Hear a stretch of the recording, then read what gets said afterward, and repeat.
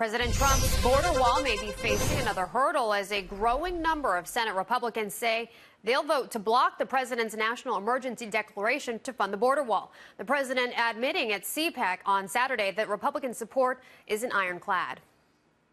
You know, I'm building the wall. We're finishing the wall. We got a lot of money. And there'll be some people in the room that don't like this. Joining us for more on this is Anders Hagstrom from the Daily Caller. Good morning, Anders. Good morning. So I want to tell you something that Senator Rand Paul said over the weekend in Kentucky. He said, quote, "I can't vote to give the president the power to spend money that hasn't been appropriated by Congress. We may want more money for border security, but Congress didn't authorize it.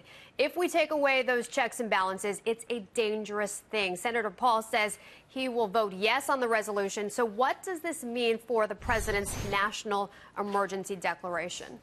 Well, I think this resolution is mostly symbolic, considering the fact that it'll go to the president's desk and he will ultimately veto it. And the votes in Congress to override his veto simply aren't there. And so this is definitely mostly symbolic. And it punts the question back to the courts, which is where we always thought this question would be answered regarding Trump's declaration of emergency. We always thought that this is a legal question. It's going to be answered by the courts. A lot of states filed suits. And so that's what's going to happen here. And what's interesting is the fact that Congress is now on the record saying that they don't think there is a national emergency. They don't support these funds. And that may affect what the courts say about this ultimately. And this court question could leak into 2020 and really affect or become the centerpiece of the 2020 presidential campaigns. The Democrats clearly want this. They think this is a winning issue for them. Trump clearly thinks this is a winning issue for him.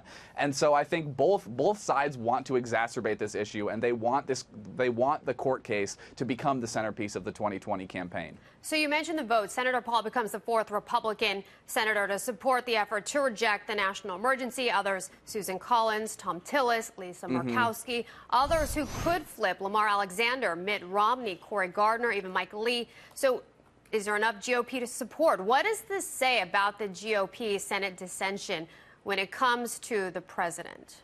Well, I think they're caught between a rock and a hard place here because a lot of Republicans, they see President Trump's declaration of emergency and they hear President Barack Obama saying he's going to enact his will with a pen and a phone. And so a lot of Republicans are on the record opposing President Obama's executive overreach. And so they don't want to appear hypocritical when President Trump does something that a lot of people see as very similar.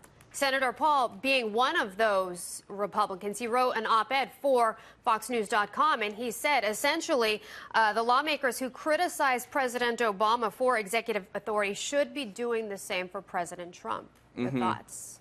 Yeah, I mean, I think that's where a lot of Republicans are, but this is where one of the issues is President Trump isn't going to lose with his base on this issue because he has done everything within his power, and well, some would argue he's gone beyond the scope of his power to enact to get the wall, which was the center promise of his campaign. And so I don't think necessarily he's going to lose votes in 2020 because of this, because he's pushed for this in Congress, and once Congress didn't go his way, then he's doing this.